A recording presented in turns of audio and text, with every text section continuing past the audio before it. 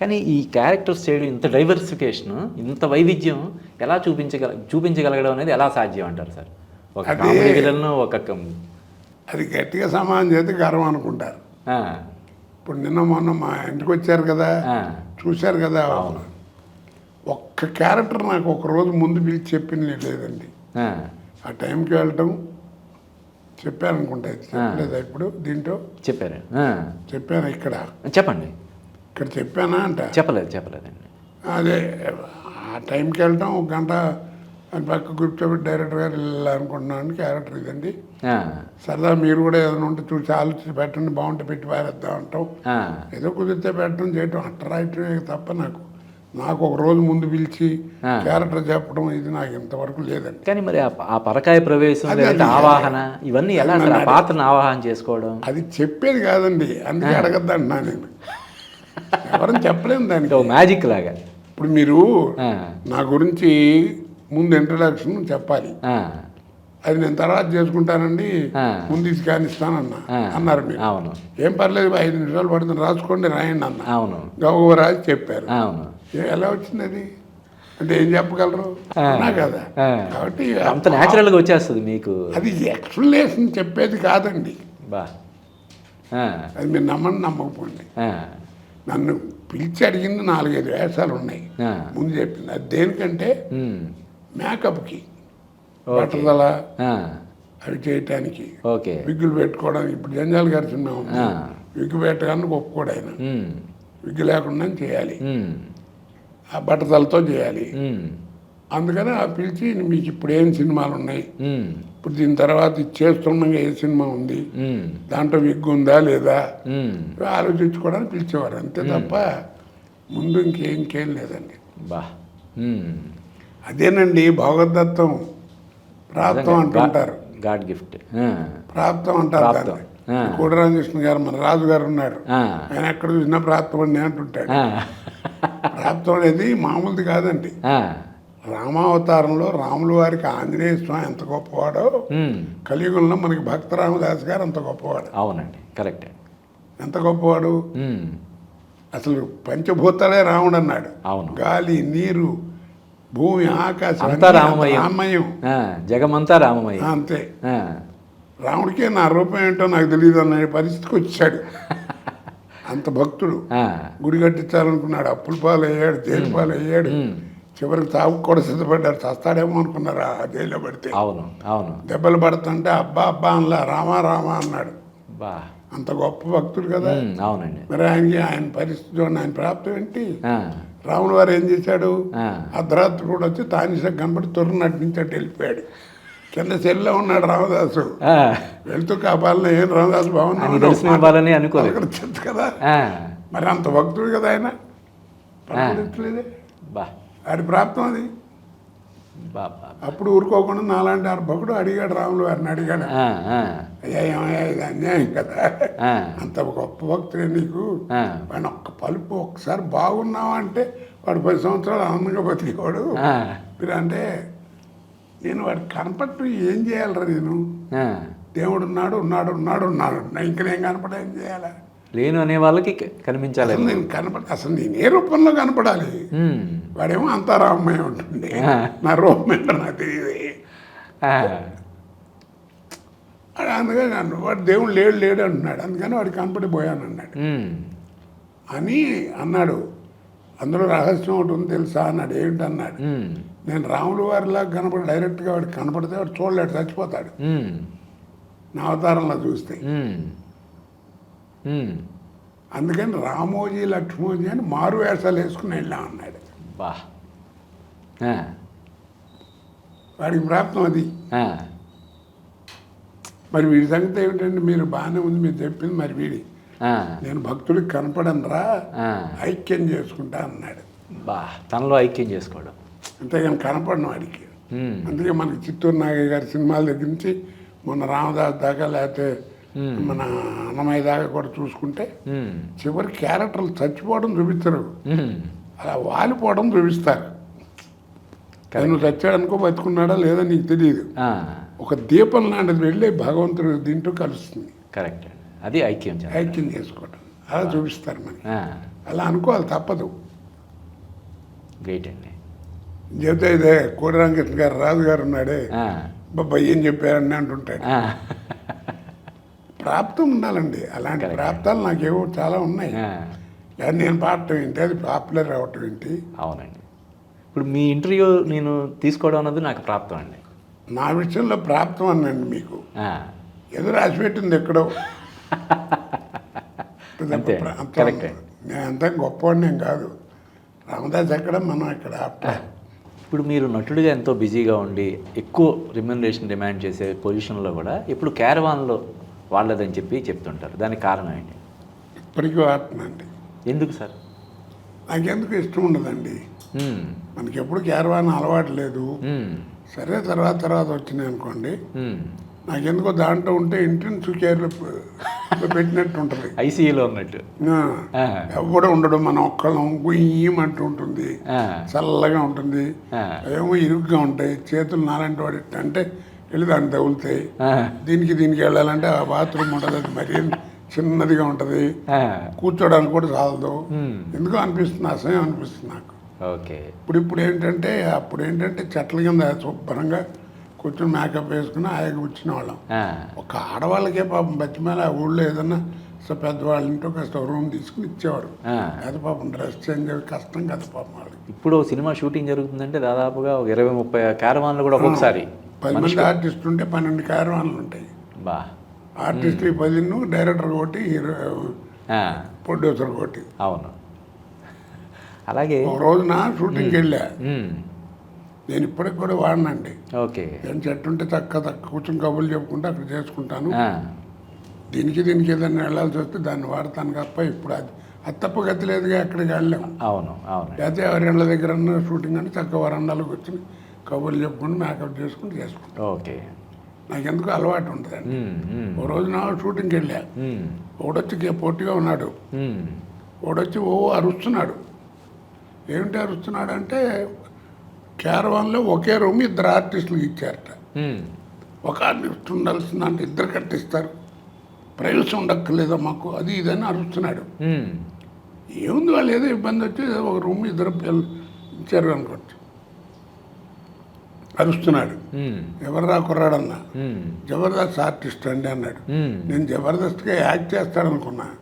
అక్కడ జబర్దస్త్ ప్రోగ్రాంలో యాక్ట్ చేస్తాడట. ఓకే. జబర్దస్త్ క్వాలిఫికేషను. శ్రీనివాసరావు అంటే కోడి రామకృష్ణ ఆర్టిస్ట్ అని అవడం చెప్తాడా? అందరు ఆర్టిస్ట్, అందరూ డైరెక్టర్ల పేర్లు చెప్తారు. అలాగే నీ రాజుగారు ఎవరంటే కోడి రామకృష్ణ గారు రాజుగారు అంటారు. అలా మరి నన్ను అందరితో చేయించుకునే వాళ్ళు కదా. అవునండి. అందరి దగ్గర అడుక్కుని, అందరి దగ్గర అక్షరం నేర్చుకుని లక్షలు సంపాదించుకున్నాను.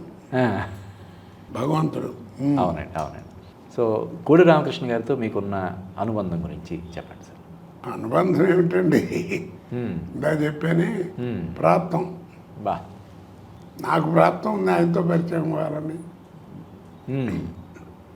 ఆయన ఎన్ని మంచి సినిమాలు తీశారో, చాలా గొప్ప సినిమాలు తీశారు.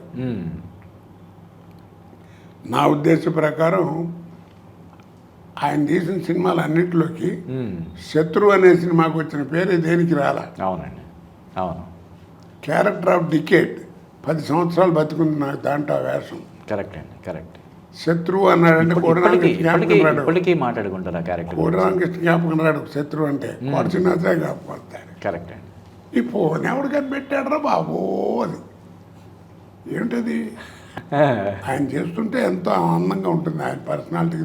ఆ మేనరిజం ఎలా వచ్చింది సార్? అదే ఆయనే అనుకున్నారు. అది యాక్చువల్ దాని రైటర్ ఉన్నారు సత్యమూర్తి గారిని, మన music director father, Devi Sri Prasad father. ఆయనకు అలవాటు సంపేదం బాబు అలా మాట్లాడాము, కాలం చేసాడు. ఆయనకు అలవాటు బాగా బాబోయ్ అంటాం. అది పట్టుకుని నేను పెట్టాడు డైలాగులో. అది మామూలు చెప్తే అది మన నోట పడి ఇక ఇందా చెప్పాను కదా, మీరు రాశారు ఒక డైలాగ్ చాలా బాగుంటుంది, అది ఎవడన్నా చెప్తే బాగుంటుంది అనుకుంటే బాగా చెప్పాను అనుకోండి, మీరు ఆనందపడతారు. కరెక్ట్ అండి. అలా ఇప్పుడు 10 సంవత్సరాలు బతుకుందండి ఆ క్యారెక్టర్. శత్రువు అంటే కోడి రామకృష్ణ గారి కంటే కోట శ్రీనివాసరావుకి ఎక్కువ జ్ఞాపకం వస్తాడు. ఆ, 10 సంవత్సరాలు ఎక్కడ చూసినా అదే మాట. అవును. పేకాటగాళ్ళు కానీ మొక్క బాబు జనాల్లోకి జనబాహుల్యంలోకి బాగా వెళ్ళిపోయిన అయిపోయిందండి. చంపేస్తున్నాడు రా బాబు, చంపేస్తున్నాడు రా అని. దాంట్లో ఒకటి ఉంది ఓ సీను, అక్కడ జయప్రకాష్ రెడ్డిను కెప్టెన్ రాజు అని ఇద్దరు వాళ్ళిద్దరు అటు పైపులు తాగుతుంటారు. అక్కడ పైపు తాగి ఆ పైపులు ఏంటారు బాబు అని ఏమిటో అనవసరంగా అటు చంపేస్తాడు. అదేదో నోట్లో పెట్టి లక్కబాలను లోపలికి వస్తారు. కోళ్ళ ఫారం అయిపోయిందిరా బాబు, కోళ్ళ ఫారం అయిపోయిందిరా బాబు. ఈడ బాబ్బా కత్తగ్రా అన్న, బేడా అన్నావు, ఇప్పుడు నువ్వు ఏడా అమ్మో కళ్ళు తెరుచున్నాయి, మళ్ళీ లేచి బేడా అంటాడేమో అని కళ్ళు మూసేస్తాడు. నా సొమ్ముడు కేసుకు తింటున్నారా బాబు, సొమ్ము వేసుకు తింటున్నారు. చాలా అద్భుతం. అది అంతే, అది బేడా విశేషం అండి. బా పుట్టింది అదే అంటారు కదా, మరి ఏంటో ఆ వేళ విశేషం అంటాంటిదే అంటారు. ఆ తలుచుకున్న రోజు ఆ క్యారెక్టర్ పెన్ అట్ట పెట్టిన టైం అట్టంటిది. బా అది అందుకు రాసి పెట్టింది ఇంతవరకు. అగ్గి పెట్టి లేదేంట్రా బాబు. అదే అది మొట్టమొదటిదండి. 12 టేకులు ఎంత తిన్నా. 12 టేకులు నా లైఫ్లో ఎప్పుడు చేయలేదు. 2 మ్యాక్సిమం 3 టేకులు తిన్నాను. 12 టేకులు ఎప్పుడు తినలే. రాదు నాకు. ఆయనేమో కోడి రామకృష్ణ గారు పొట్టిగాను గమ్మత్తుగా ఆయన ఆ పర్సనాలిటీతో యాక్ట్ చేస్తుంటే నాకే నవ్వు వచ్చాయి. అలా చేయాలంటే మనం ఎక్కడ చేస్తాం. మనమేమో ఆయన యాక్ట్ చేసి చూపించేవాళ్ళు కోడి రామకృష్ణ గారు. ఆయన మంచి యాక్టర్ అండి బాబు. కోడి రామకృష్ణ గారు అంటే మంచి యాక్టర్ కూడా. ఓకే, చేసి చూస్తుండే మనకు నవ్వు వచ్చేది. అలా చేయాలంటే మనం ఎక్కడ చేస్తాం మన పర్సనాలిటీతో. మనమేమో దొండపోతులుగా అంత ఉండేవి, ఆయనేమో ఇలా కసపొట్టిగా ఉంటారు, గమ్మత్తుగా ఉండేవి. అది పట్టుకోలేకపోతున్నా. నాకేమిటి భయం, చేస్తున్నామో చూస్తున్నాను కదా, అలా మనం ఎక్కడ చేయగలరా అని ఒక ఇది. 12 ఎంత అయింది మొదటి షాట్కి. అప్పటికి 12 టేకులు తిన్నా. గోపాలరెడ్డి గారు, గోపాలరెడ్డి గారు కెమెరా. ఓకే, కాసేపు బ్రేక్ ఇవ్వండి, కోటాన్ని వెళ్ళి భోజనం చేసినా చెప్తా అన్నాడు. వెళ్ళాను, వచ్చాను. ఏమైందో ఏమో తెలియదండి, చెప్పారు టేక్ అన్నారు, టక్కన చేశా, ఓకే అన్నాడు అంతే. బా ఆ టైము ఆ పట్టు దొరికింది అనుకున్నా వెళ్ళిపోయాను అంతే. అది అట్లా కదా. అవును, అది ఆ క్యారెక్టర్ ఎలాగా ఆ కుర్చీ దాంట్లో ఇది చేయటం. ఫస్ట్ డైలాగు ఆ సినిమాకు మొట్టమొదటి డైలాగు నేను అదే ఎంటర్ అయింది ఫస్ట్. అదేందా చెప్పి ఆ టేకులు తిన్నాను. సలహా ఏమయ్యా సలహా సంఘ సభ్యుల్లాగా మిమ్మల్ని పెట్టుకుని దున్నపోతలు పెంచుతుంటే మీరు ఇచ్చే సలహా ఇదే. ఇప్పుడే చెప్తున్నారు 2 నిమిషాల్లో ఈ దీనికి కనుక సమాధానం చెప్పకపోతే మీ పేర్లు రాజు జేబులో పెట్టుకుని గోడ మీద దిగు తెస్తాను, మన జైల్లో పెడతారు, తిండి గుండి ఉండదు. ఆ గివెట్ లేదా బాబు, గివెట్ లేదా. ఎంత కష్టపడితే వచ్చిందో ఆ మ్యాండ్రీస్ నాకు. బా నువ్వు వచ్చిన తర్వాత ఇంకా అలవాకగా సరే ఇక అది ఒకసారి పట్టు దొరికితే ఉంది. అలాగే కోడి రామకృష్ణ గారు ఇంకా సినిమాలు పంజరం కానీ ఇటువంటి సినిమాల్లో మీరు తొందరపడి చెప్పారు ఆ మాట. నేను ఒక మాట చెబుదాం అనుకున్నా. చెప్పండి. ఆయన ఎంత గొప్ప డైరెక్టరో అంత హింసపరుడు కూడా. చెడుగా కాదు, అంటే ఆయన మీద ప్రేమతో అంటున్నా. అంత హింసిస్తాడు. అబ్బా, అంటే అవుట్పుట్ బాగా వచ్చేంత వరకు అది నువ్వు ఏడు చావు ఏమైనా సరే చేయాల్సిందే, అది అంతే. వస్తే కానీ ఆవిడ రాక్షసులాగా ఫిలిం వేస్ట్ అయినా ఏమైనా సరే పట్టించుకోరు. దానితో మాకు నాలాంటి వాడికి దొరికేవాళ్ళు ముక్క నరసింహారావు బ్యాచ్. ముక్క కూడా రాని ఇంటి పేరు ముక్క, నోటమ్మటి ముక్క రాదు. వాళ్ళు కొడుకులు వేసాలు, వాళ్ళు ఒక్కొక్కటి 20 టేకులు తినేవారు. మనం 20 సార్లు ఎక్కడ చేస్తాం. ఇప్పుడు కెమెరా ఇదంటే అటు ఫిక్స్ చేసి పెడితే 100 సార్లు తీసినట్టాగే వస్తుంది. అవును, మనం మనుషులం. అవును, 2 టేకులు 3 టేకులు వేయడం మనలో స్టామినా తగ్గిపోద్ది, ఇంకా అంత ఇది రాదు, శక్తి రాదు. అవును, ఆ క్వాలిటీ ఉండదు. అయినా కానీ చేయాల్సి వచ్చేది. కరెక్ట్. తెలుసు ఆయనకి ఆ విషయం. కొడుతున్నాతో ఇబ్బంది పడుతున్నాడని తెలుసు, ఏం రానౌండ్ పెట్టానని తెలుసు, అన్నీ తెలిసినట్టు చేస్తాడు. అది కోపం వచ్చేది అప్పుడు, ఎందుకు ఇంత హింసిస్తాడని. ఆ పంజరం సినిమా అట్టాగే. మీనా పక్కన వైఫ్ క్యారెక్టర్ వేసింది, గమ్మత్తది. ఆ సబ్జెక్ట్ ఏదో ఏంటి ఏదో మొగుడు పోతే మొగుడితో పాటు ఆ, సతీసాగనం సతీసాగమనం. దాని మీద సబ్జెక్ట్ అది. ఆ, అది జరుగుతుంటే అది దానికి అసలు ఆ టైంలో 101 టెంపరేచర్తో నేను అపోలో హాస్పిటల్లో ఉన్నా. బా. నేను మా ఆవిడ ఉమ్, ముఖ నరసింహారావుని పంపించాడు. ఉమ్, తీసుకురా ఎట్టి పరిస్థితిలో మేనా డేట్లు లేవు, చాలా టైట్ అయిపోద్ది మళ్ళీ సినిమా, లేకపోతే 3-4 నెలలు అయిపోద్ది ఉమ్. అని అంటే ఆవిడ వచ్చి ఏమైనా సరే అని అది చేసి ఇది చేసి పెట్టి లాక్కుపోయాడు నన్ను. హాస్పిటల్ నుంచి. ఆ, టెంపరేచరు, మోషన్స్, కారు అక్కడికి వెళ్ళి 30-40 కిలోమీటర్లు ఉంటుంది ఆ లొకేషన్, ఆ పల్లెటూరు. ఆ, పేరు జ్ఞాపకం లేదు, ఆ, ఆ. ఏదో పల్లి రామలింగంపల్లి. ఏదో అనుకుంటా. ఆ, అక్కడ బర్కులి సిగరెట్ కూడా దొరికేది కదా ఆ రోజుల్లో, ఆ, అంత పల్లెటూరు. ఓకే. అక్కడే మధ్యలో ఆగి మోషన్స్ 1-2 సార్లు వెళ్ళటం, ఉమ్, ఆ డ్రైవర్ విసుక్కోవడం, మళ్ళీ పోవటం, మళ్ళీ రావటం, మళ్ళీ రాన్నాని వీడు ఒక్క కార్లో కూర్చుని ఇది వస్తుంటే ఇంకెంత ఎక్కడ రమ్మంటే అంత మూర్ఖుడు. ఆ, వెళ్ళామండి. తీరా వెళ్ళిన తర్వాత 101 టెంపరేచర్ అండి. బా. నార్మల్ సరైన స్టిప్ పెట్టి ఎదురుకుండా ఇంటో ఆ షూటింగ్ జరిగే చోట అక్కడ అరుగుంటే వరండా, దాంట్లో పడుకోబెట్టి అది ఎక్కించేవారు. ఆ, నా చోట వచ్చినప్పుడల్లా తీసి మళ్ళీ షార్ట్ యాక్ట్ చేయడం, మళ్ళీ ఎట్ట పెట్టించుకోవడం. బా. చాలా కష్టపడడం. కాకపోతే ఆ సినిమా ఆడలేదు ఆ, 2 రోజులు కూడా. అది సబ్జెక్ట్ నచ్చలేదు. ఉమ్, తర్వాత ఇదిగో ఈ ముక్క గారు వీళ్ళు మహానటులు ఉన్నారుగా, వీళ్ళ వల్ల కొంత. ఆ. దాంట్లో రాజుగారు, అదే మన కోడి రామకృష్ణ గారు. కోడి రామకృష్ణరాజు గారు ఆ. పెద్ద వేషం. బా. నా పక్కనే శిష్యుడు డ్యాన్సు గిన్సు వ్యవహారం. ఓ. ఏం చేయలేక ఇది పెళ్ళాం లేక రే, పెళ్ళాన్ని ఏం చేయలేక రే కాస్త ఆడదానిలా డ్యాన్స్ చేయమని చెప్పంటే డ్యాన్స్ చేస్తాడు. బా. ఆ రాజుగారి గొప్పతనం ఏంటంటే ఆ, అంత మహానటుడికి డబ్బింగ్ కూడా రామకృష్ణ చెప్పేవాడు. బా. అది గొప్ప విశేషం ప్రతి సినిమాకి. ఆ, అది ఎవరి అదృష్టం? ఆ రాజు అదృష్టం. కరెక్ట్ అండి. అంతే కదా, కోడి రామకృష్ణ గారు డబ్బింగ్ చెప్పడం అంటే మామూలు విషయం కాదు కదా. ఆ, డైరెక్టరు పైగా ఉమ్, కోడి రామకృష్ణ డబ్బింగ్ ఆర్టిస్ట్ కాదు కదా. కాదు. అందులో పోనీ అన్న మెయిన్ క్యారెక్టరా ఆ, ఏదో వేసి జల్మల్గా దానికి కూడా చెప్పేవాడు. ఆ, అది ఆయన అదృష్టం. దాన్నే ప్రాప్తం అంటారు. బా. కరెక్ట్ అండి. ఆ ప్రాప్తం అతను రాసి పెట్టుంది. కానీ ఆ ఈ ప్రాప్తం సినిమాలు కూడా ఆయన ఇప్పుడు వస్తున్న గ్రాఫిక్స్ ఓరియంటెడ్ సినిమాలు ఆయన ఎప్పుడోది, అరుంధతి కానీ, అంజీ కానీ, దేవి కానీ, అమ్మోరు కానీ. ఏమంటే గ్రాఫిక్స్ అంటే ఒకటి చెప్పనా, ఏమనుకోవద్దు. రాజమౌళి గారు ఉన్నారు, నేను కోపంతో చెప్పేది కాదు, విషయం చెప్తున్నా. అవును. అప్పటికి ఇప్పుడు తేడా ఏంటని. కరెక్ట్ అండి. అదే బాహుబలి నెంబర్ 1, 2 తీశారు. ఆ సినిమా రిలీజ్కి ముందు 6 నెలల ముందు నుంచి మనం బాత్రూంలోకి వెళ్ళినట్టే రేడియోలో వినపడుతుండేది బాహుబలి బాహుబలి బాహుబలి కుప్పి పారేశారు. దాని తగ్గట్టుగా అంత ఇదిగా సినిమాలు ఆడిని కమర్షియల్గా ప్రపంచ ఖ్యాతి కాంచింది. అవును, బాగా డబ్బు వ్యవహారం వచ్చింది. అవును, డైరెక్టర్ గారు గొప్ప పేరు వచ్చింది. అవును, పద్మశ్రీ వచ్చింది. అవును. అదొకటి మన తెలుగు వాళ్ళ దౌర్భాగ్యం. ఆంధ్ర కోటాలో రాలా ఆయన, కర్ణాటక చెప్తున్నాను మన వాళ్ళ గొప్పతనం వచ్చిన అందుకు మహానుభావుడు. మరి ఆ గ్రాఫిక్స్ వ్యవహారం ఆర్టిస్ట్ అసలు అంటే కాసి వడబోయిస్తాడు ఆ గ్రాఫిక్స్. అవును, అవునండి. ఆ బుల్ ఫైట్ తీస్తాడు ఆ రాణాతో, అది ఎవడు తీయగలడు చెప్పండి? ఆయన కాబట్టి తీశాడు. కరెక్ట్ అండి. కాకపోతే ఏంటంటే ఆ సినిమా ఇప్పుడు ఎవరైనా గుర్తుపెట్టుకుంటున్నారా? వదిలేసారు, అయిపోయింది. అవును. నెంబర్ 1, నెంబర్ 2 వచ్చే పార్ట్ 2 వచ్చేప్పుడు నెంబర్ 1 మర్చిపోయారు.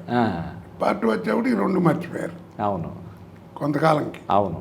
కానీ ఇప్పుడు మన ఓల్డ్ మాయాబజార్ ఉంది విజయవాడది, ఇప్పటికీ మనం మాట్లాడుకుంటూనే ఉన్నాం. 6 ఏళ్ల కుర్రాడి దగ్గర నుంచి 60 ఏళ్ళ ముసలాడి దాకా చూస్తారు ఆ సినిమా వస్తుంది. ఆబాల గోపాలం అంటే అది. వంగర సుబ్బయ్య గారు, అల్లు రామలింగయ్య గారు వచ్చి భోజనం చేసి వచ్చిన తర్వాత తాంబూలం వేసుకోవడానికి దాని పేరేంటి అత్తివాసి మీద కూర్చోవడం, అత్తివాసి ఇలా ఇలా మడిచి వెళ్ళటం, మళ్ళీ వెనక్కి వెళ్ళటం, ఇటు కాళ్ళు తంతాం, మళ్ళీ ఈ లోపల తాంబూలం వేసుకునే ప్లేట్ అటు ఇటు వెళ్ళటం. అవును. వాళ్ళు వాడే కర్రలు వాటంతటి వాటి వెళ్ళి అక్కడ కూర్చోవడం, అవును, చెప్పులు అవి అంతటి వెళ్ళి మంచం మీద. ఆ షాట్లు అన్ని ట్రిక్ షాట్లే. అవును. ఎందుకు ఇప్పటికీ చూస్తారు ఆ సినిమా? ఈవెన్ ఎస్వి రంగారావు వివాహ భోజనం పాట నా మొత్తం దగ్గర అంతా. లడ్డూలు పై రావటం ఆ, అవన్నీ ఆవిడ చూసి అప్పుడు ట్రిక్ ఫోటోగ్రఫీ అనేవాళ్ళం. అవును అవన్నీ అలా ఎందుకు మెచ్చుకుంటున్నారు? ఆ. అప్పుడు టెక్నాలజీ ఇంతే ఉండేది, అవును ఇంత చూపించారు. కరెక్ట్ అండి. ఆ, ఇప్పుడు ఇంత టెక్నాలజీ పెట్టుకుని అది చూపిస్తున్నాడు ఆయన. ఆ, ఇప్పుడు నా మనోడు గబాలను బాగా తీశారు రైట్ షాట్ అంటే గ్రాఫిక్స్ లే తాత అంటారు పిల్లలు. ఆ, తెలియక అప్పట్లోనే గ్రాఫిక్స్ ఉపయోగించి ఆ సీన్స్ తీసారేమో అని అనుకునేలాగా తీశారు. ఇప్పుడు ఆ షాట్ తీయాలంటే ఎన్ని లక్షలు ఖర్చు పెడతారు వీళ్ళు. కరెక్ట్ అండి. తీస్తారు ఆ, కానీ ఖర్చు అవును కరెక్ట్ అండి. ఎంత రూపీ వాల్యూ అప్పటికి ఇప్పటికి తేడా ఉన్నా ఆ, థియేటర్లో చెప్తున్నా అంత అవును. పర్ఫెక్ట్గా మళ్ళా ఆ, అది మనిషి మడుచుతున్నట్టే కదండి ఇప్పుడు. ఆ, ఆ. అది చుట్టుకోవడం అంతే కదా. అవును. అరేటా కుర్రాళ్ళు అంటే మరి అవునండి నిజమేనండి అన్నాడు. ఆ. దీన్ని బట్టి మీకేం అర్థమైందిరా అన్న. ఆ, ఓల్డ్ ఈజ్ గోల్డ్ అండి అన్నాడు. పిచ్చి వెళ్ళారా, ఆ, ఓల్డ్ ఈజ్ గోల్డే మీకు గుర్తుందిరా, ఆ. మీరు గుర్తు పెట్టుకోవాల్సింది ఒకటే ఉంది అంటాను. ఆ, ఏమిటన్నారు? ఆ. Gold never become old. వా గోల్డ్ నెవర్ బికమ్ ఓల్డ్. అంతే కదండి. బంగారానికి ఇప్పటికీ పాత బంగారం అంటారు. అవును దానికి విలువ ఇప్పుడు కొన్ని మోర్ బంగారం వాల్యుబుల్. కాబట్టి ఆ తేడా ఉందండి. కరెక్ట్. కోపం కాదు నా ఉద్దేశంలో. ఆ. ఆయన మీద నాకు రాజమండ్రి గారి మీద ఆయన ఫస్ట్ సినిమా నేను కూడా యాక్ట్ చేశాను. ఓకే. స్టూడెంట్ నెంబర్ 1 బ్రహ్మాండమైన వేషం ఇచ్చాడు. కరెక్ట్ అండి. చెప్తున్నా ఆ, ఈ తేడా ఆ. కరెక్ట్ అండి. అప్పటికిప్పటికి అంత తేడా ఉంది. అంత తేడా ఉంది. అలాగే ఈయన కోడి రామకృష్ణ గారు కూడా అప్పట్లోనే ఎంత గొప్పగా తీయడం. మరి మా ఏమండి ఆ, ఊరికే వస్తుందండి అంత పేరు. కరెక్ట్ అండి. అంతే కదా. పైగా అన్ని హిట్లు. One of the most successful directors టాలీవుడ్లో. అదే అలాగే చాలామంది ఉన్నారు. ఆ, ఆయన ప్రత్యేకత ఆయనకి. అది ఇది కరెక్ట్. కోట రామకృష్ణ సినిమారా అని చెప్పేయచ్చు కరెక్ట్. బిగినింగ్లోనే.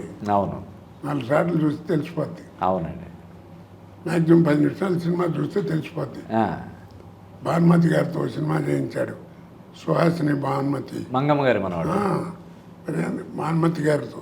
ఆ, అవునండి. ఆవిడేమో ఈయనేమో ఎరే కోడి అని పిలిచే. ఆవిడ అసలు ఎవరికి లొంగదు కదా. అవును. ఎవడు అడిగాడు భానుమతి గారికి అంత గర్వం ఏంటని. ఆ, ఆవిడకుండపోతే ఎవడికుంటుందిరా అన్నాను నేను.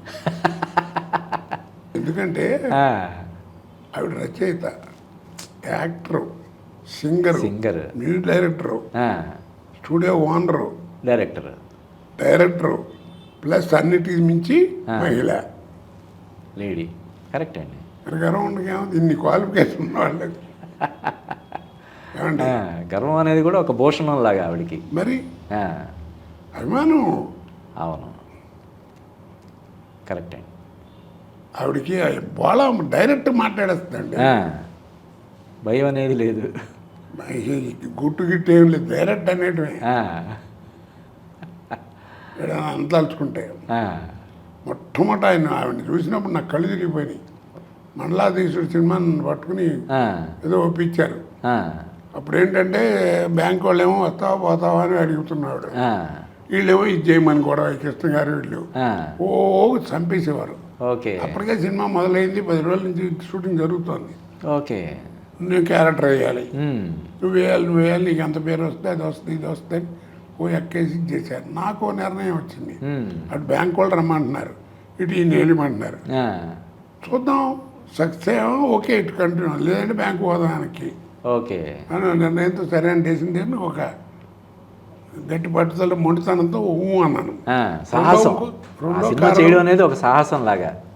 సాహసమే మరి. ఎన్టీఆర్. అరే ముఖ్యమంత్రి అండి. అవును. ముఖ్యమంత్రి స్వతహాగా ఒక ఎన్టీఆర్ అనే ఒక బ్రాండ్. మరి ఆయన గురించి ఆ వేషం ఎటువంటి మాటలు కాదు. ఎంత గుండె ధైర్యం కావాలి. రెండోది ఏంటంటే నా మనసులో ఇది కాకుండా ఇందాక చెప్పినట్టు లైవ్ క్యారెక్టరు.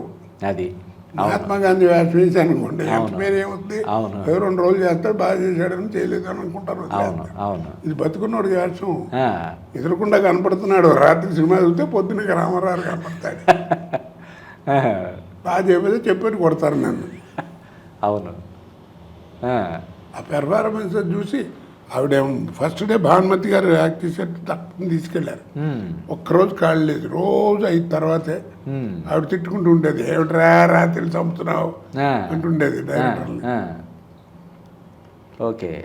వెళ్ళే ఫస్ట్ డే ఆవిడతో ఎలా చెప్పాను, ఎక్కడ పట్టుకొచ్చారు వీడినంది. ఇలా సంగతి అండి, బ్యాంక్లో నువ్వు చూడలేదా, ప్రతిఘటన సినిమాతో వచ్చాను. పదేగా అచ్చు అడే క్యాంప్కి వస్తున్నాడు రామారావు, పెళ్లి చేస్తున్నాడు వీడు అంది. తర్వాత ఆవిడ సినిమాలు కూడా చేశాను అనుకోండి, తర్వాత 2-3 సినిమాలు చెప్తున్నా. అవును. అది అలా గమ్మత్తుగా పట్టింది, అయిపోయింది. సరే అందరు తిట్టారు.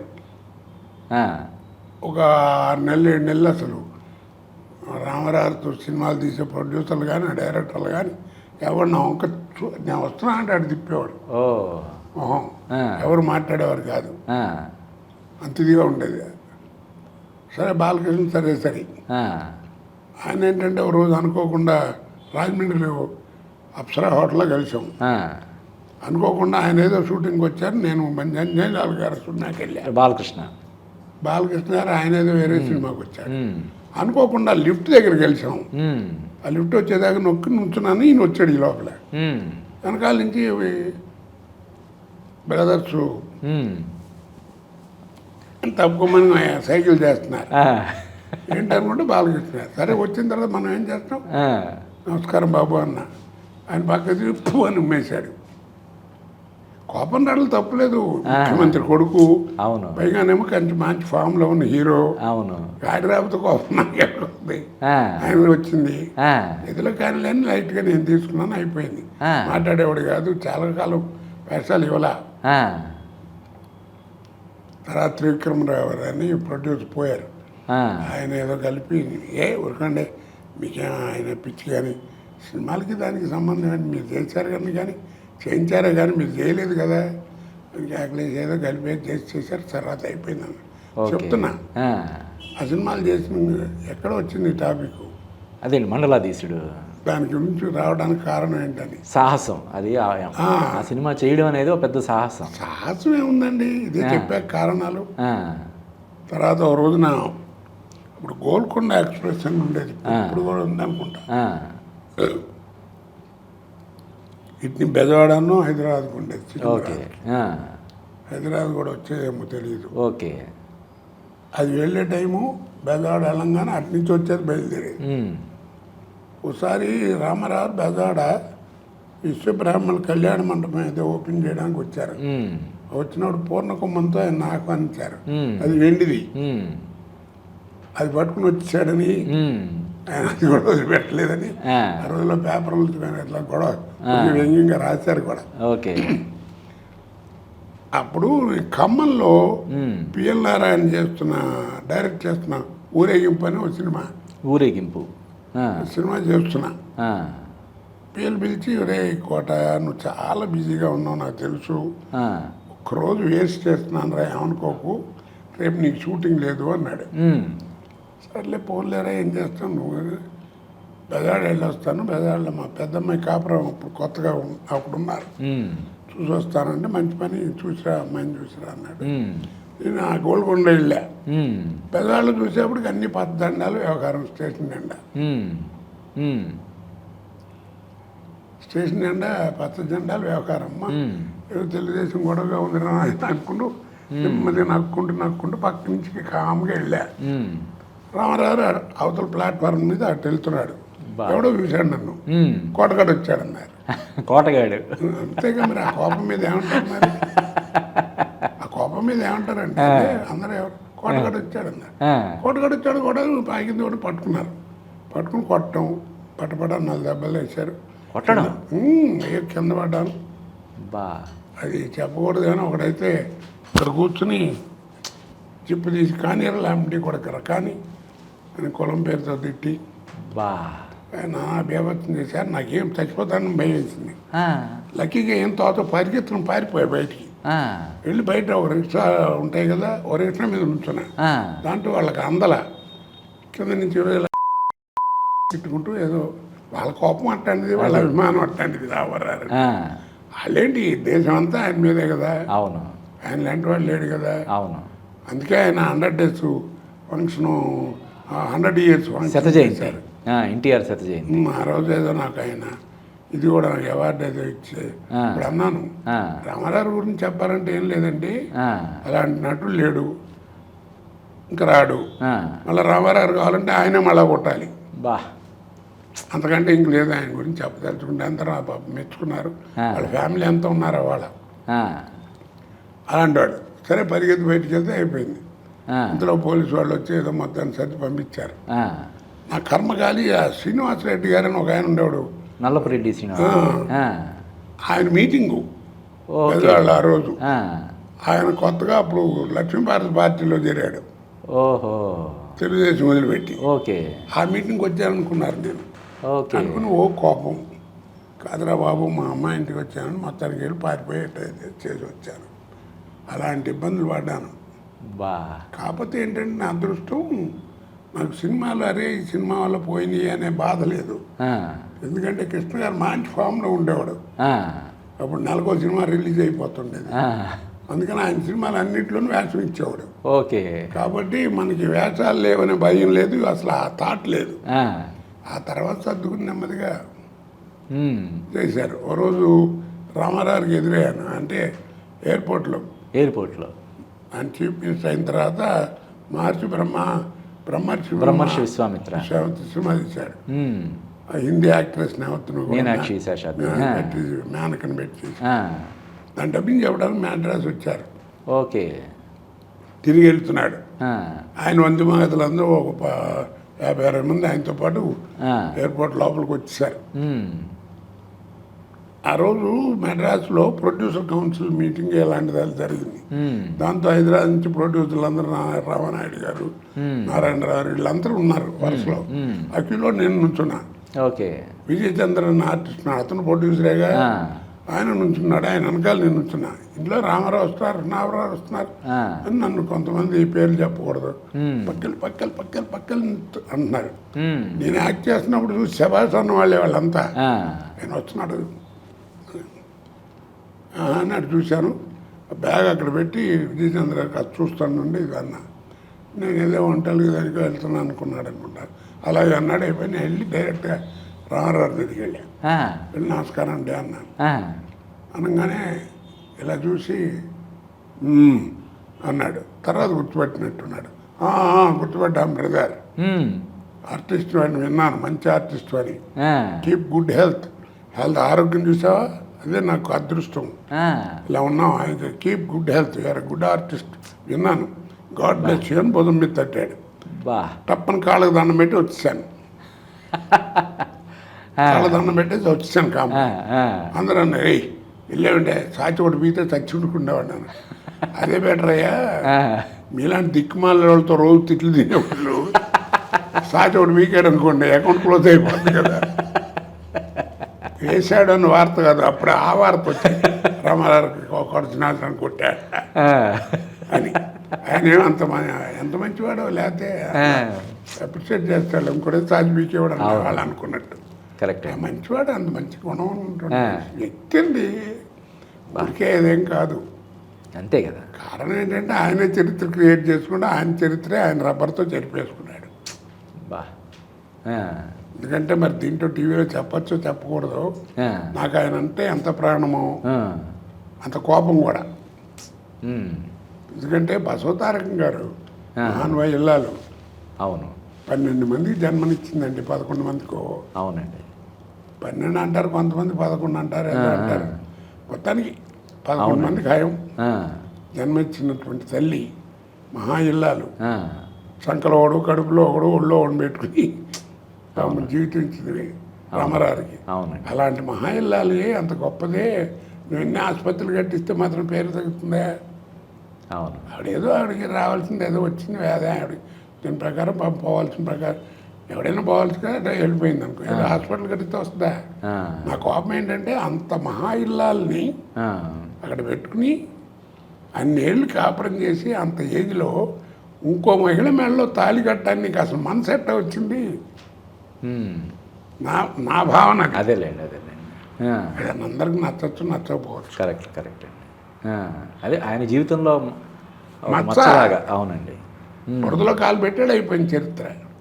బా ఎవరైనా చెప్పుకునేది అదే కదా, అంత గొప్ప కూడా ఒక్క పని చేయకుండా ఉంటే అనుకుంటారు పెద్ద పెద్ద వాళ్ళని. అవునండి, అవును, కరెక్ట్. ఇప్పుడు ఎన్టీఆర్ మిమ్మల్ని కీప్ గుడ్ హెల్త్ అని చెప్పి విష్ చేశారు. ఎన్టీఆర్ కీప్ గుడ్ హెల్త్ అని చెప్పి మీ ఆరోగ్య రహస్యం ఏంటి సార్? ఏమని ఆరోగ్యంగా ఉన్నాను బ్రహ్మాండంగా ఉంటే అదే. ముఖ్యంగా మీ జ్ఞాపశక్తి, అప్పుడు డైలాగులు కూడా మీరు ఇప్పుడు చక్కగా అదేనండి, చెప్పగలుగుతున్నారు. నాకు 80 వచ్చింది మొన్న.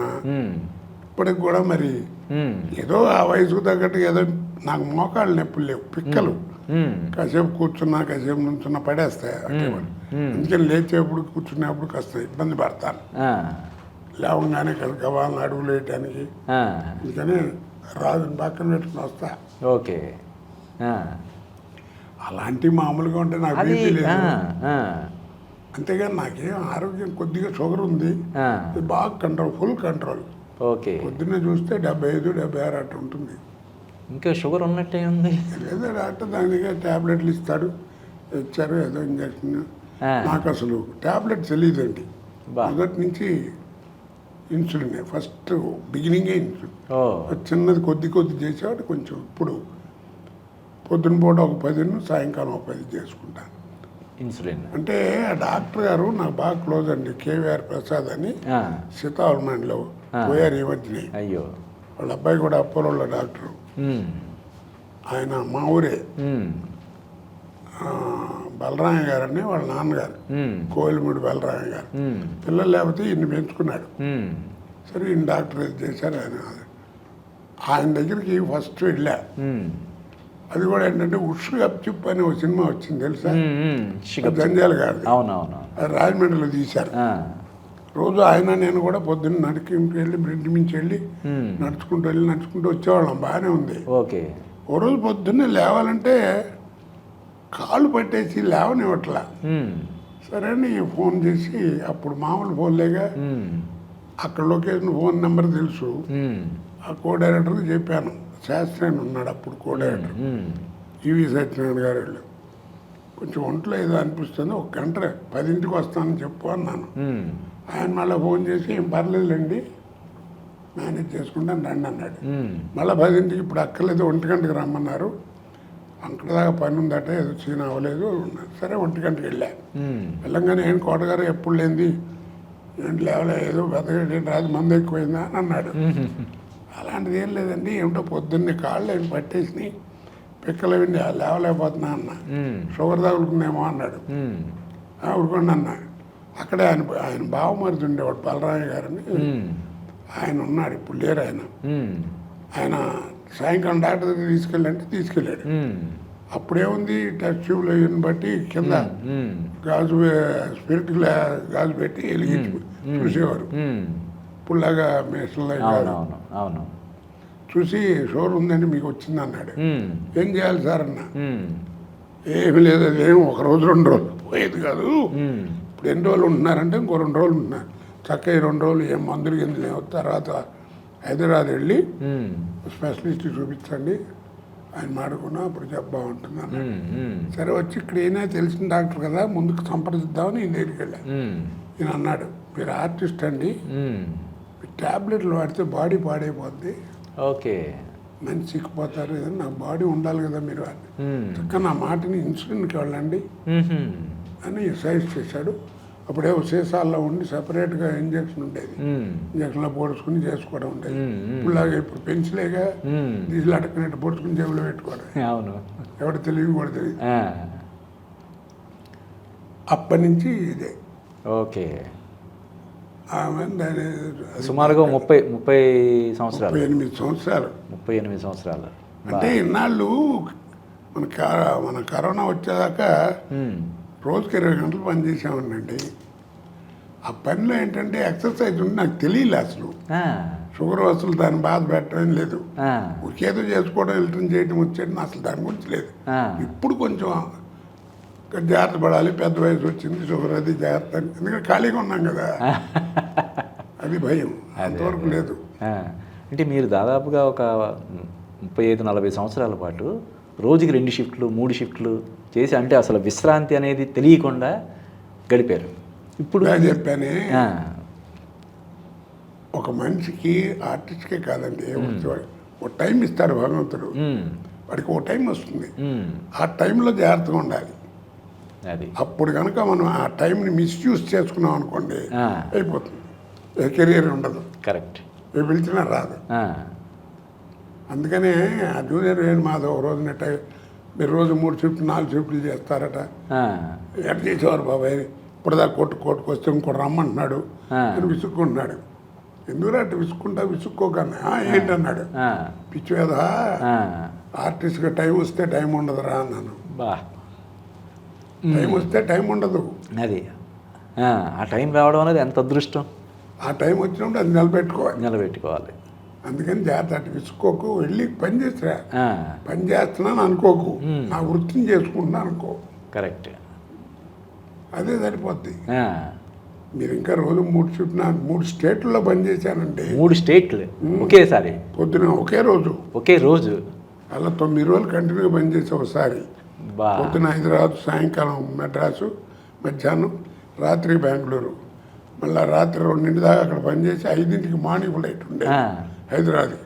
దాంట్లో వచ్చి ఇక్కడికి వచ్చి ఎయిర్పోర్ట్లో, ఉమ్, అప్పుడు ఇంత సెక్యూరిటీ అవి లేవుగా, ఉమ్, ఎయిర్పోర్ట్లో స్నానం చేసి ఉమ్, మళ్ళీ 7 గంటలు కాల్చేటికి హైదరాబాద్కి వచ్చేవాడు.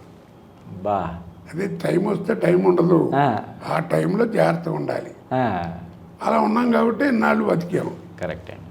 ఆ, రెమ్యూనరేషన్ అది కూడా నేను ఎప్పుడు కండి మీరు నిజం చెప్తున్నాను. ఉమ్, డబ్బులు నాకు ఇంత ఇవ్వాలి, ఇంత ఇస్తేనే వస్తాను, ఉమ్, డబ్బులు ఇస్తే కానీ డబ్బింగ్ రాను, ఉమ్, అలాంటి ఎప్పుడు లేదు. ఎవరు అనిపించండి ఎవరితోనే, బా ఎవరు నాకు వెళ్ళలేదు. ఆ, దాని తోటి ఆర్టిస్టులు కొంతమంది తిట్టేవారు, ఆ, నీ వల్ల మాకు రెమ్యూనరేషన్ చచ్చిపోతున్నాం అని. ఏమైందంటే ఆ, ఒక సినిమా 3 లక్షలు అడిగారంటే, ఆ, ఏమంటే కోటగారే అడగట్లేదు మీరేంటండి అన్నారు మమ్మల్ని. మీ వల్ల మా రేటు పెంచుకోలేకపోతున్నాం మీరేంటంటే, ఆ, నా పద్ధతి నాదయ్యా, నీ టైం వచ్చింది నువ్వు చూసుకో కావాలంటే. కాదయ్యా, నా అభిప్రాయం వేరు, ఉమ్, రీజనబుల్గా ఉండి ఉమ్, కష్టపడి పని చేస్తే లాంగ్ డ్యూటీ ఉంటుంది ఆర్టిస్ట్కి, కరెక్ట్ అండి. ఎక్కువ కాలం. కరెక్ట్. అది నా భావన, ఆ, అంతేగాని వేరే కాదన్న. మరి మీ అంటే ఎలా ఉంటుందో అది మీ ఇష్టం. ఆ. కాబట్టి నా భావన అంతేనండి. కాబట్టి మీరు ఇన్ని సినిమాలు ఏదైనా సుమారు ఏదైనా 800 కారణం సినిమాలు. అవ్వచ్చు. ఉమ్, ఎప్పుడు నాకు డబ్బుల గురించి కానీ, ఎందుకు మన కోటరామకృష్ణ గారు రాజు గారిని అడగండి, ఆ, ఎప్పుడన్నా విన్నారేమో. బా కోటరామకృష్ణ గారిని వాళ్ళ ఎవరు ఆయన కూడా అనేవాడు, ఆ. కోట వేరే అందరు వేరు అంటుండేవాడు. ఆయన డైరెక్షన్లో 2 సినిమాలు చేశారా సార్? శత్రువు, పంజరం, అడని సినిమాలు చేశానండి. అరడజన్ సినిమాలు. ఆయన చేసిన సినిమాలు అన్నీ మంచివండి, ఆ, నాకు కాకుండానే. ఆ, అన్నింటిలోకి ఎక్కువ పేరు శత్రువు అంటే కోటరామకృష్ణ అంటే శత్రువు, అవును, అంత పేరు తెచ్చిపెట్టిన సినిమా. కరెక్ట్ అండి, కరెక్ట్. ఒక 10 సంవత్సరాలు అసలు 10 సంవత్సరాలు ఏంటి సార్, ఇప్పటికి కూడా దాన్ని ఇమిటేట్ చేసేవాళ్ళు ఉంటారు. ఇమిటేషన్ ఏముంది, అది అలవాటు అయిపోయింది. అదే నేను చెప్తున్నానండి. మనకి ఆ, నా ఊత పదాలు ఆ. మనం క్యాజువల్గా మాట్లాడి ఇందాక చెప్పాను కదా, ఆ, ప్లీజ్ Please. ఆ. అలా మనం క్యాజువల్గా అనుకునే పదాలు ఊత పదాలుగా ఉంటాయి.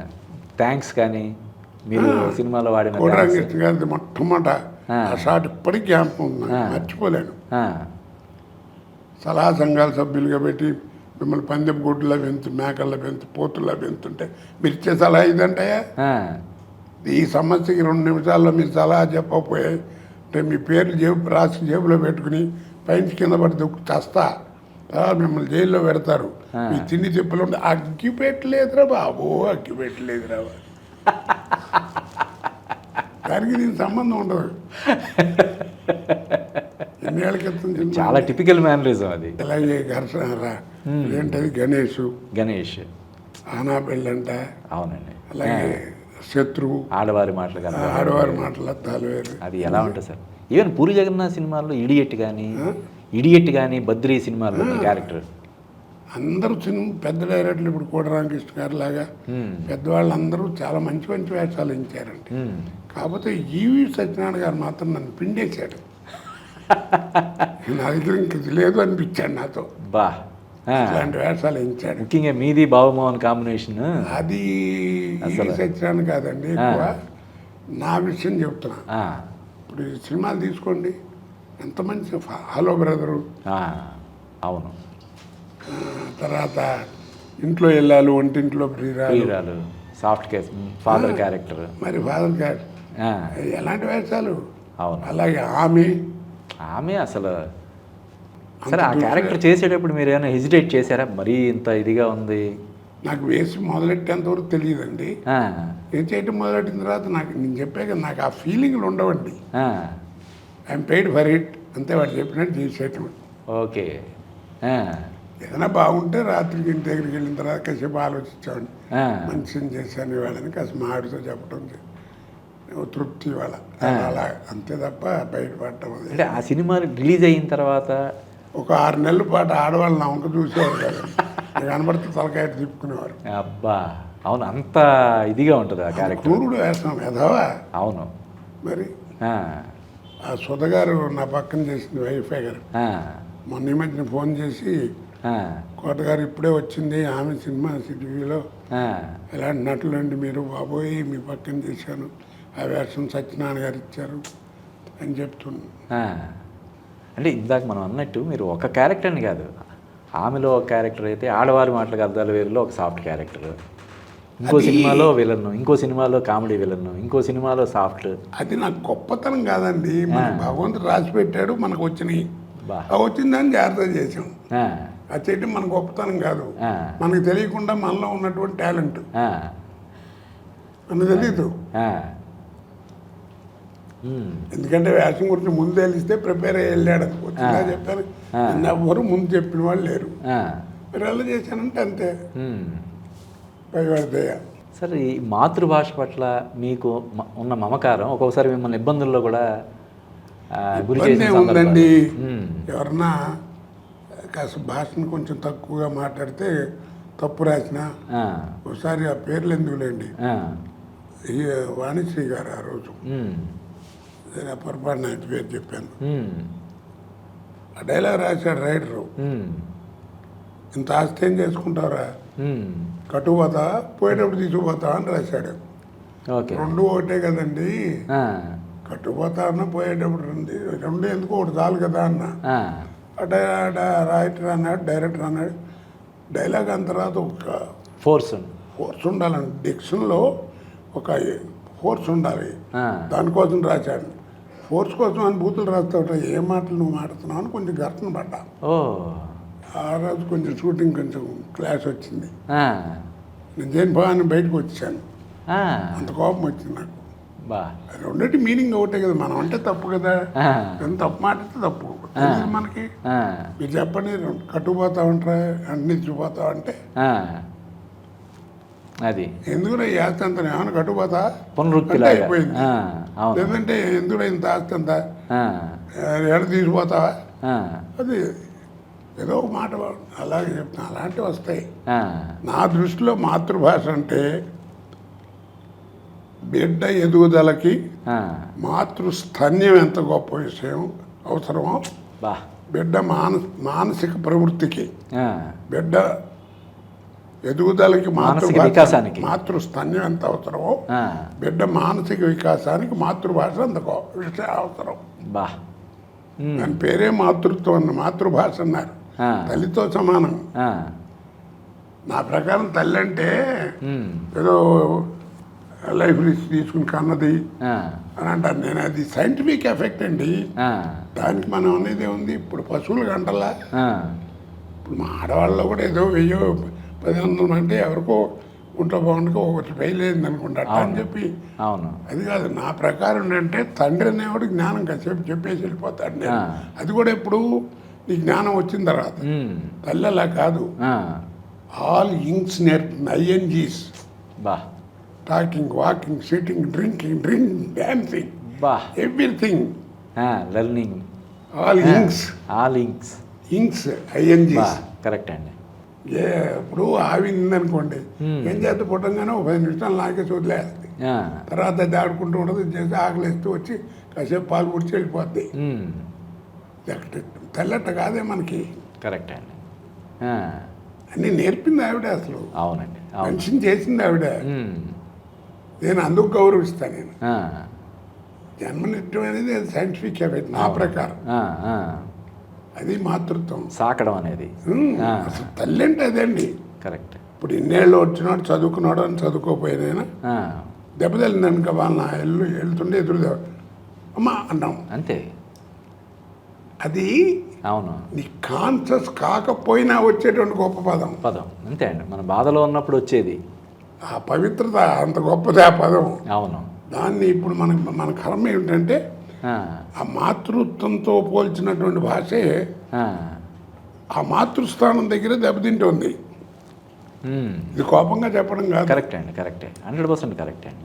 జన్మనిచ్చిన తల్లే మ్మ్. అమ్మ అని పిలిపించుకోవడానికి సిగ్గుపడుతుంది. మ్మ్. మా అబ్బాయికి రైమ్స్ వచ్చినాయి, మా అమ్మాయికి రైమ్స్ వచ్చినాయి, రైమ్స్ రైమ్స్ అని చెప్పుకుంటారు. జన్మించిన తల్లే పిలిపించుకోవట్లేదు, మరి దెబ్బతిందో. అవునవునవును, అక్కడ ఉండాలి, కరెక్ట్ అండి. అక్కడ మర్చిపోకూడదు. అమ్మ, నాన్న, తాత, పెదనాన్న, ఆ, మా అమ్మ, అమ్మమ్మ ఇవి వాడుకోవాలి. మనం చక్కగా మాట్లాడుకోవాలి. మ్మ్. ఇంగ్లీష్ ఉంది, మ్మ్. అమెరికా వెళ్ళేవాడిని ఇంగ్లీష్ నేర్చుకోవద్దని ఏమంటాడు? అది నేర్చుకోవాలి. తిండి కోసం నేర్చుకో, వృత్తి కోసం, ఏదన్నా వృత్తి కోసం నేర్చుకో, కానీ మాతృభాషను విస్మరించుకో, అది పాపం. కరెక్ట్ అండి, అది నా భావన. కరెక్ట్ అండి, కరెక్ట్ అండి.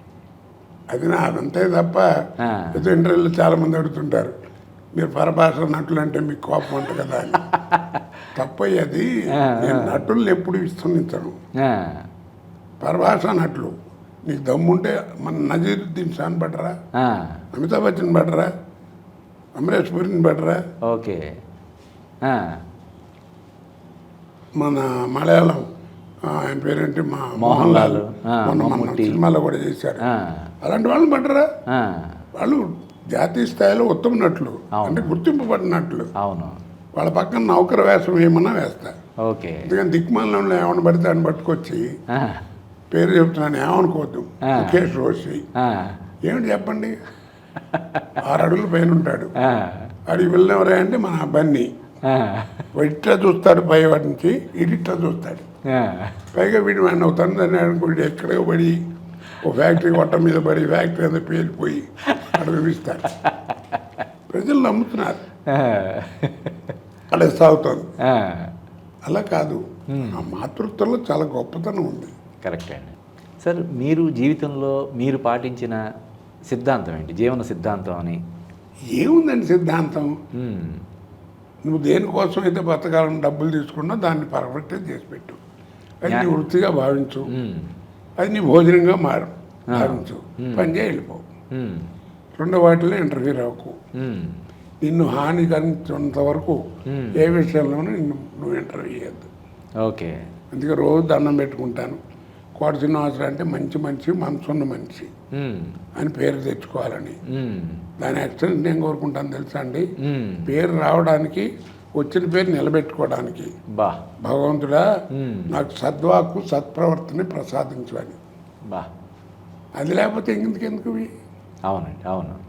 ఎవరు అడిగారు మొన్న ఈ మధ్యన, మీ లైఫ్లో మీ యాంబిషన్ ఏమిటండి అని. ఆ, ఒకటే యాంబిషన్ అంటే ఏం లేదు, నేను బతుకున్నంత వరకు నటించాలి, ఓ, చచ్చిన తర్వాత నటుడిగా బతకాలి.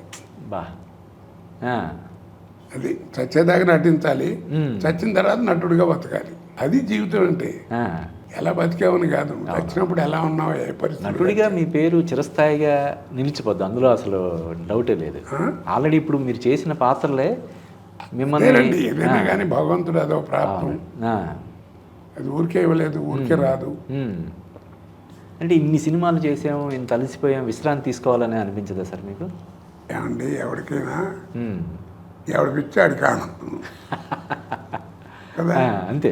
నటుడు అవ్వాలనుకున్నాను, అనుకోకుండా అయ్యాను. ఆ, దాన్ని ఎందుకు పాటు చేసుకోవటం?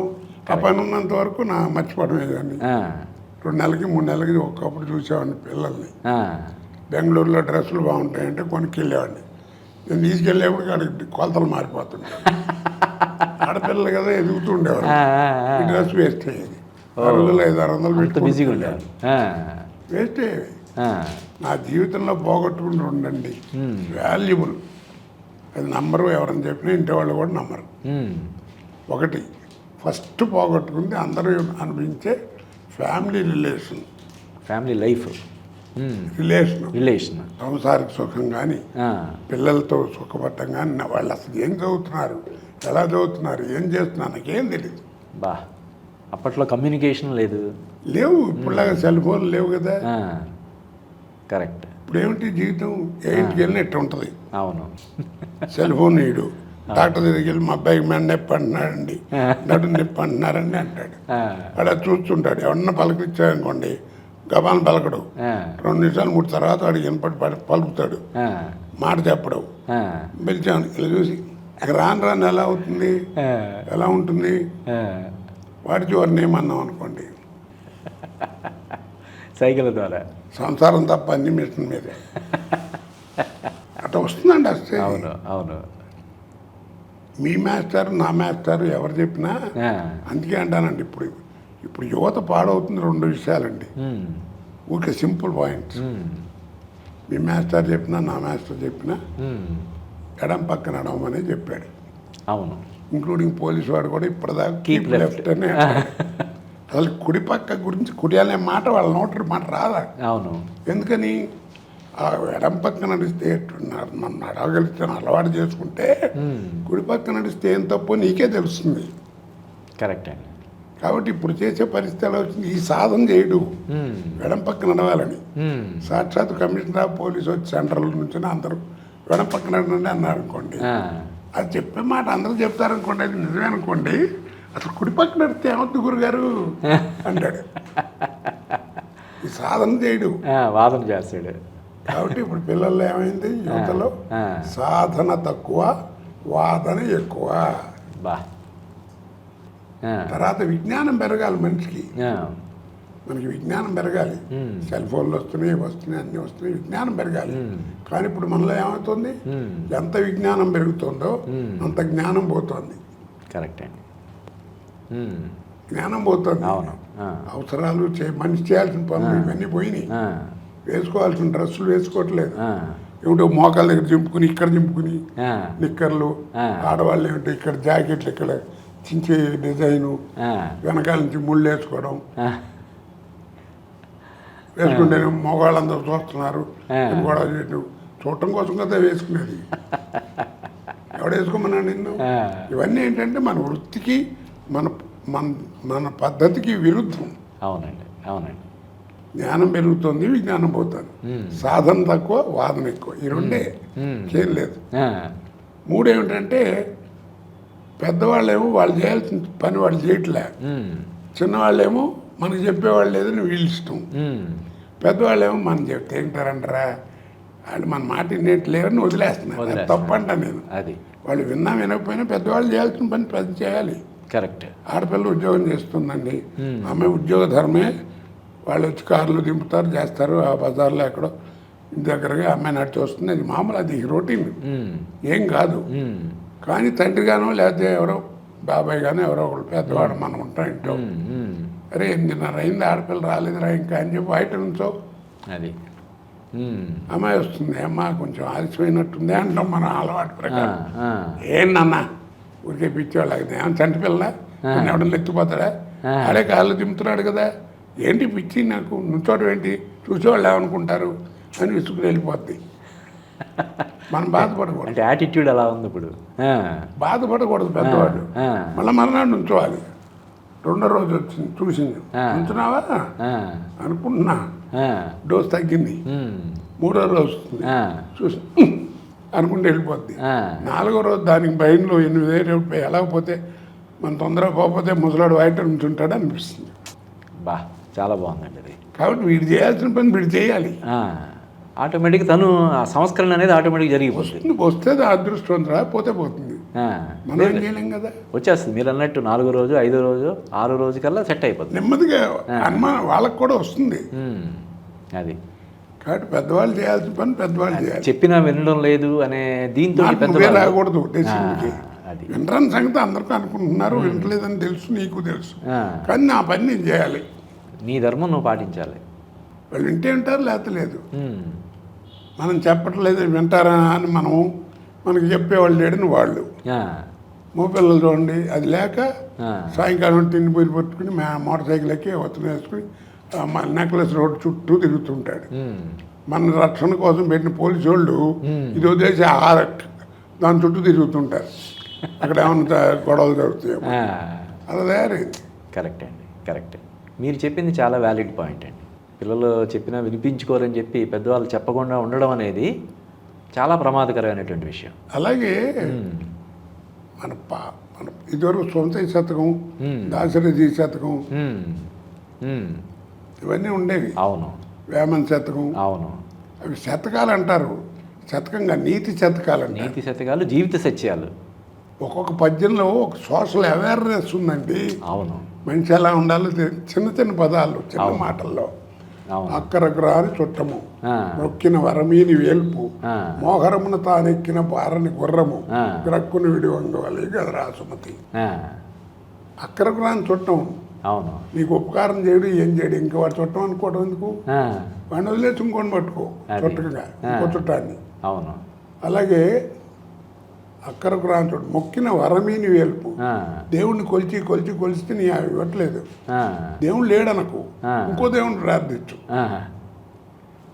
నువ్వు గుర్రస్వారిని నేర్చుకోవాలని మొత్తం గుర్రాన్ని కొనుక్కున్నావు అనుకో, అది గుర్రంలా కాకుండా గాడిలా పరిగెత్తుంటే ఏం చేయమని దాన్ని వదిలేయమన్నాడు.